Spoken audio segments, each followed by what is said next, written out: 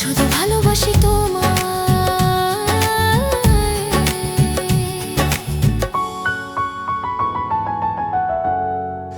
Officer ঠিক বলেছেন, আমি দোষী। আমি যদি রাকেশকে আশ্রমে না পাঠাতাম তাহলে তাহলে আজ এই অবস্থা হতো না। আচ্ছা মা, তুই তুই আমার জন্য চিন্তা করিস না। আমার বাচ্চাদের একটু খেয়াল রাখিস, তাদের দায়িত্ব নিস, যেন তাদের উপর কোনো আঁচ না আসে। বাবা, আমি তোমাকে কথা দিচ্ছি, আমাদের আশ্রমে আমাদের বাচ্চাদের আর তোমারও আমি কিচ্ছু হতে দেব না। তোমাকে আমি এই জেল থেকে বের করেই ছাড়বো। তুমি আমার উপর ভরসা রাখো বাবা, আমি তোমার কিচ্ছু হতে দেব না, কিচ্ছু হতে দেব না।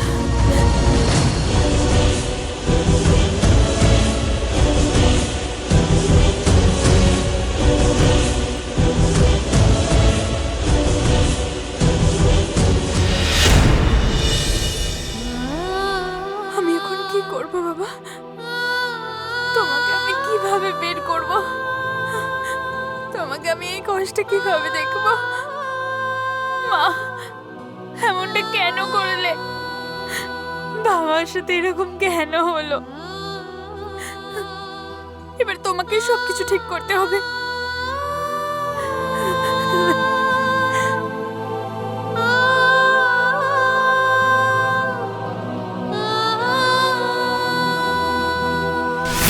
তাহলে মুখে সবকিছু যদি ঠিক হয়ে যায়, বাবা যদি জেল থেকে বেরিয়ে আসে, তাহলে যদি আমাদের তীরটা ঠিক জায়গায় গিয়ে না লাগে।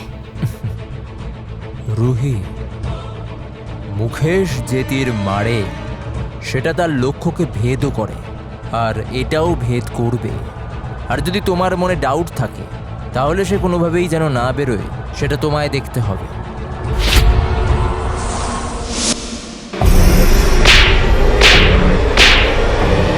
চিকি হচ্ছে এই আশ্রমের জন্যে আর আমার জন্যে, আমার সবকিছুর গর্ব।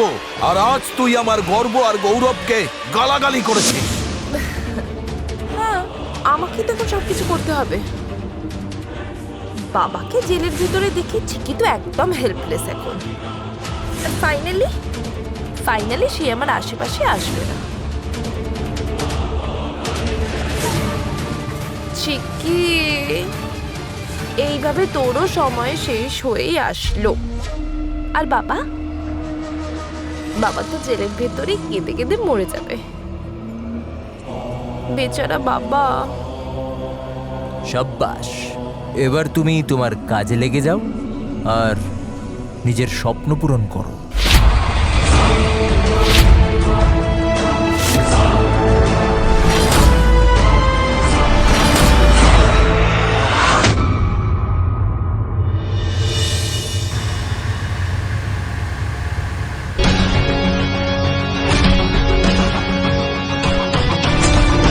হে প্রভু, বাঁচিয়ে দাও, বাঁচিয়ে দাও, মরে গেলাম প্রভু।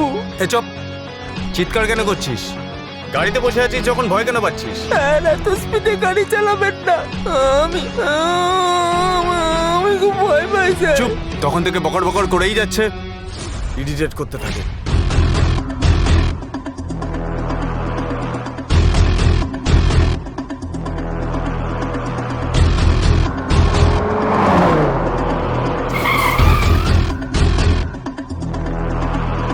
তুই বেঁচে গেলি।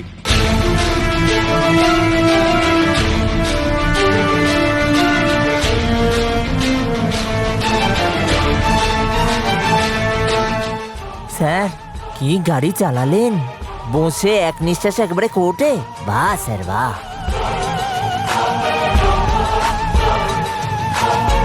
স্যার, আমার তো মনে হচ্ছে আপনি সেই মেয়েটাকে ইগনোর করে এসব করছেন।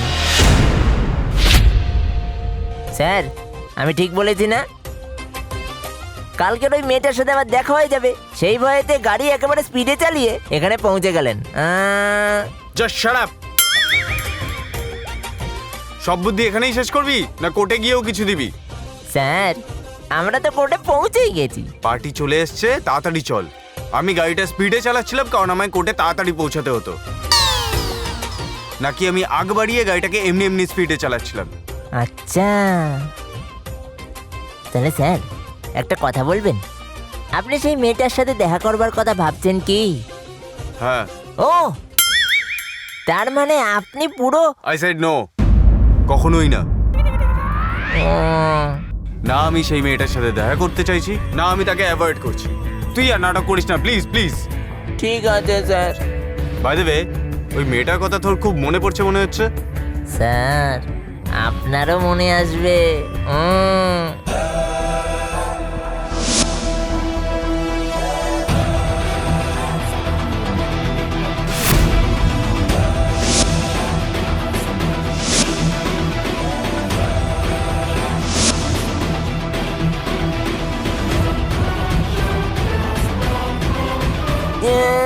না, মনে পড়ে গেছে। এই ফাইলটা নিয়ে আমি আগে আগে যাচ্ছি, আপনি পেছনে আসুন। আগে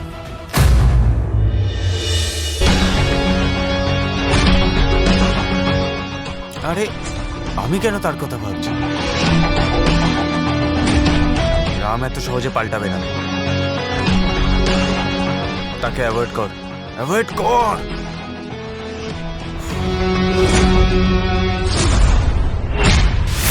স্যার, স্যার আমি আপনাকে রিকোয়েস্ট করছি, আমার বাবাকে পুলিশ স্টেশন থেকে বের করুন স্যার, প্লিজ।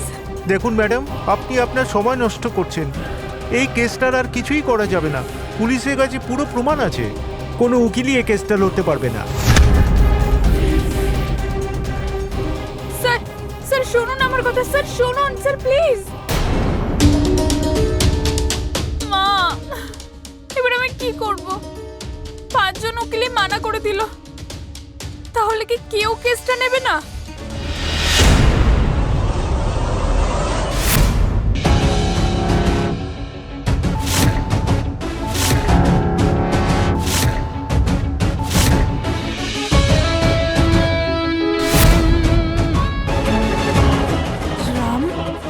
আমি একটা লয়ার, আর এই কথাটা আমার স্টেটমেন্টে লাগবে। লোকের ব্যাপারে ভেবে আমি টাকা ব্যয় করি না। আচ্ছা, আপনার প্রবলেমটা কি? তুমি হচ্ছে আমার সবথেকে বড় প্রবলেম। এমনিতেও আমি সাহায্য চাইতে পারবো না, কারণ সামান্য কথা বললে টাকা চেয়ে বসবে।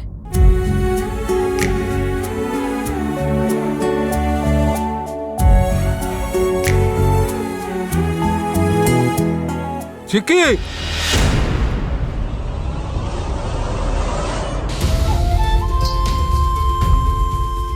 ইনি হলেন উকিল প্রণব দাস।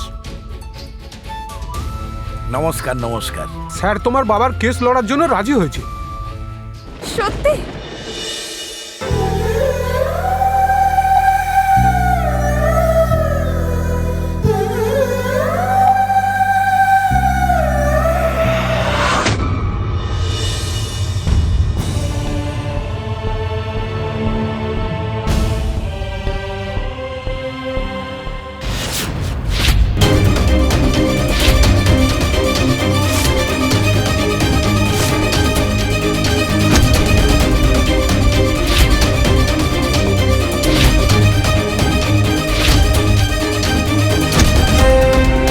বাবাকে নিয়ে আপনারা কোথায় যাচ্ছেন? আরে হাত কড়িটা তাড়াতাড়ি খুলে দিন। যখন কিছু প্রমাণই হয়নি আপনারা এটা পড়াতে পারেন না। ছাড়ুন আমার বাবাকে, আরে ছাড়ুন। এখানে এত চিৎকার কিসের?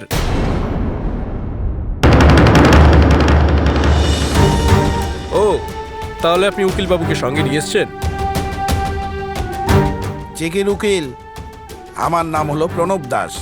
উকিল বাবু, আপনি ম্যাডামকে ভালো করে বুঝিয়ে দিন, যতক্ষণ না পর্যন্ত দোষী কোর্টে হাজির হচ্ছে ততক্ষণ পর্যন্ত আপনার ক্লায়েন্ট আমার জিম্মায় থাকবে। অফিসার ঠিকই বলছে চিকি, এখানে আমি কিচ্ছু করতে পারবো না, কিন্তু কোর্টে কেস হলে আমি চুপ থাকবো না। কিন্তু চুপ থাকতে হবে উকিল বাবু। আমাদের কাছে প্রমাণ আছে এবং সাক্ষীও আছে। সে নিজে এসে এখানে সাক্ষী দিয়ে গেছে।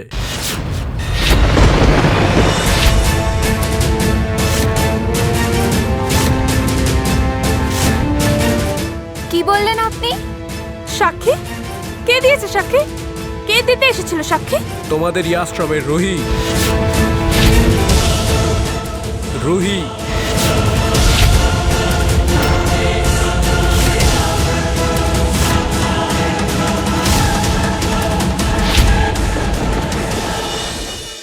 রুহি?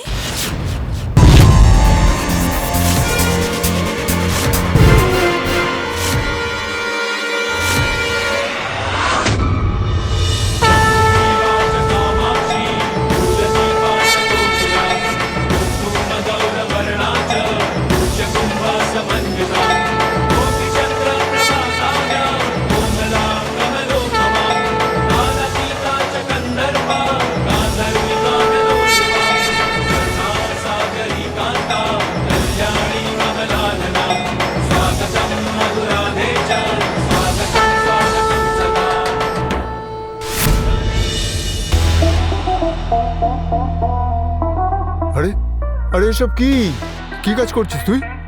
এটা কিরকম সাজিয়েছিস? মা দেখলে রাগ করবে, বুঝতে পারলি কি না? মায়ের কাছে রথযাত্রা সব থেকে বড়, সেই জন্য প্রত্যেক বছরের মতো এই বছরও তার মনের মতো কাজ হওয়া দরকার, নইলে মা কিন্তু রেগে যাবে। যা যা যা যা যা, বাইরে বাইরে গেটের ফুলগুলো ঠিক করে সাজা, তাড়াতাড়ি যা। আচ্ছা।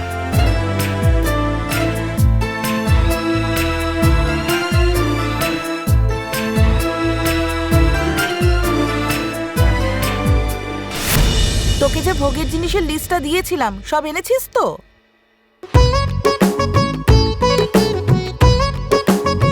আরে সেই জিনিসটা কোথায়? নেই তো। কি খুঁজছো মা? আরে সেই জিনিসটা, আরে কি যেন নামটা? হ্যাঁ, নামটা খ দিয়ে হবে। কোথায় ওটা? খাম্বা। ওহো, তোমার কি মাথা কাজ করছে না? তুমি পাগল হয়ে গিয়েছো? হ্যাঁ, আরে ভোগের জিনিসে খাম্বা কেন আসবে? তাহলে তাহলে তুমি কিসের কথা বলছো? আরে সেই জিনিসটা, কি যেন নামটা ঠিক সময় মনেও পড়ছে না। সেই জিনিসটা শুকনো ফলের মতো হয় না? ও, বুঝে গেছি, তুমি খেজুরের কথা বলছো। হ্যাঁ, খেজুর। তুমি এনেছো খেজুর? ভুলে গেছি মা। তোমাকে একটা কাজ দিয়েছিলাম, সেটাও তুমি ঠিক করে করে উঠতে পারলে না। কতবার করে বলেছি হ্যাঁ খেজুর আনার কথা? মাধবী, কুল কুল, আজ হচ্ছে রথযাত্রা, আর তুমি হচ্ছ এই বাড়ির মেয়ে। বাড়ির মেয়ের কর্তব্য পালন করো। হ্যাঁ, কেন তুমি এরকম খিটখিট করছো? শোনো, ঠাকুর ঘরে ওই বাসনপত্র এখনো এসেছে যার মধ্যে ঠাকুরের ভোগ দেওয়া হবে? এসেছে? যাও গিয়ে নিয়ে এসো। আমি একটু বাইরে যাচ্ছি বোনের সাথে দেখা করতে। যাও। সেই তো, আমিও ভুলে গিয়েছি। দাঁড়াও,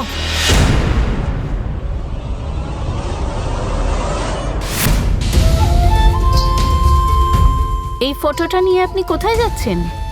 কে বললো এই ফটোটা নিয়ে যেতে? ম্যাডাম, স্যার বললেন। স্যার বলল? আচ্ছা ঠিক আছে, তুমি একটা কাজ করো, এই ফটোটা এখানে রেখে দিয়ে যাও। ঠিক আছে।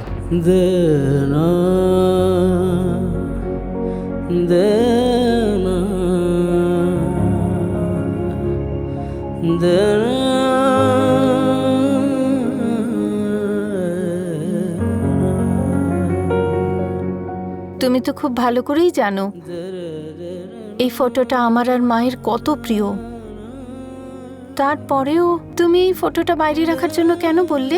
সুগন্ধা, প্রতি বছর রথযাত্রাতে মা এই ফটোটা দেখে ভেঙে পড়েন।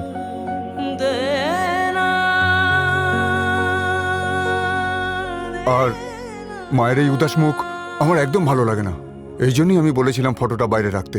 যদি ফটোটা বাইরে বের করে দিলে মনের সবকিছু ভুলে যাওয়া যেত, তাহলে তো আমি আমার রামের মন থেকে শ্রেয়াকেও তো বের করে দিতে পারতাম।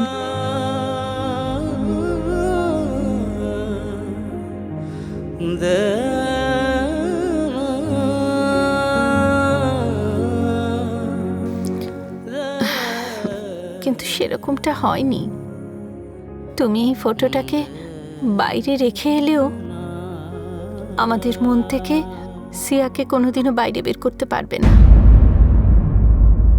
সিয়া আমাদের মনে আগে ছিল, আর এখনো আছে, আর পরবর্তীকালেও থাকবে।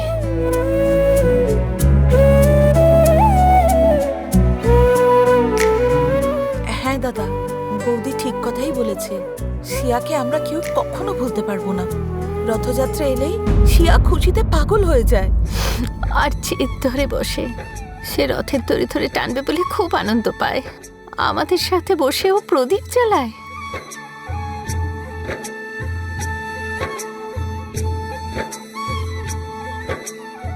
সে যখন এই বাড়িতে আসতো, হাসি খুশিতে পুরো বাড়ি মেতে ওঠে। কিন্তু এখন এই বাড়ি থেকে সব খুশি উঠে গেছে। আজ এই বাড়িতে রথযাত্রার সেই আনন্দ নেই, কারণ সিয়া এই বাড়িতে নেই। প্রতিবারে রথযাত্রায় মা জগন্নাথের কাছে সবসময় একটাই প্রার্থনা করে, সিয়া যেন ফিরে আসে।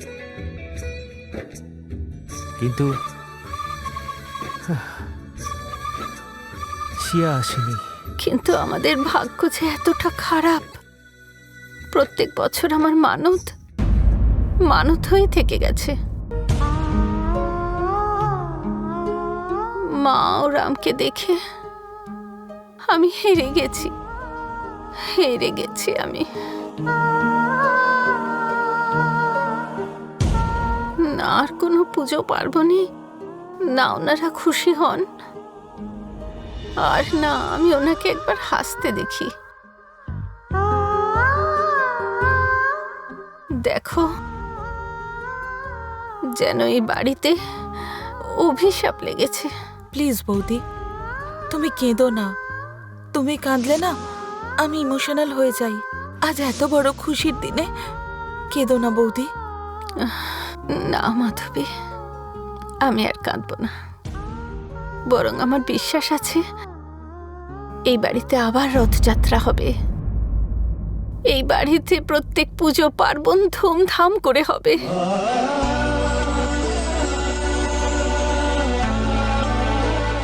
কারণ আমার মন বলছে এই বছর রথযাত্রা মহাপ্রভু আমাদের খালি হাতে ফেরাবেন না। উনি আমাদের সিয়াকে ফিরিয়ে দেবেন, আর আমাদের সবার ডাক শুনবেন। হ্যাঁ সুগন্ধা, মহাপ্রভু জগন্নাথ আমাদের প্রার্থনা নিশ্চয়ই শুনবেন, আর সিয়াও নিশ্চয়ই ফিরবে।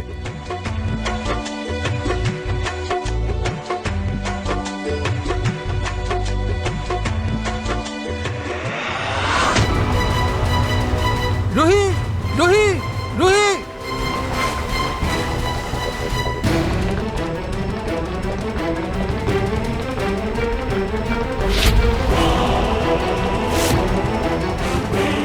কি হয়েছে? কেন চিৎকার করছেন? আপনি জানেন না বাবা কোথায় আছেন? এখন এখানে এসে চিৎকার করার কারণটা কি? আর কি তুই বাবার উকিলের কাছে গেছিলি না? এখানে কি করছিস? চুপ কর! মিথ্যে সাক্ষী দিয়ে বিদ্যানাথকে তুই জেলে পাঠাতে চাস, তাই না? আমি মিথ্যে বলছি? আমি তো কোনো মিথ্যে বলিনি। আমি যা বলেছি সত্যি বলেছি পুলিশের কাছে।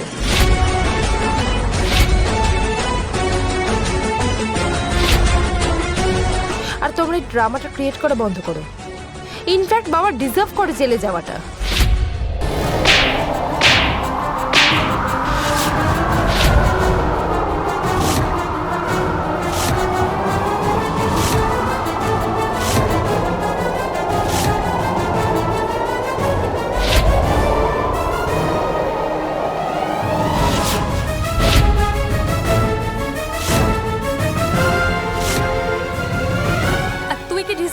জানিস, ঠিক এই রকমই চর।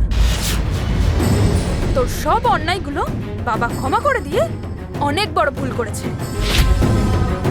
নাহলে এইরকম একটা দিন ওনাকে কখনোই দেখতে হতো না। এ চুপ কর, তুই না তোর এই ফিল্মি ডায়লগ মারাটা বন্ধ কর। হ্যাঁ, বাবা যে রাকেশকে মেরেছে আমি সেটা নিজের চোখে দেখেছি। যখন তুই দেখেছিস তাহলে আমাকে বলিসনি কেন? ও তুই যেন আমার কথা বিশ্বাস করে উল্টে যেতিস। কেউ বিশ্বাস করতো না আমার কথা, তুই সবার মাথাটাকে ব্রেন ওয়াশ করে রেখে দিয়েছিস সেখানে।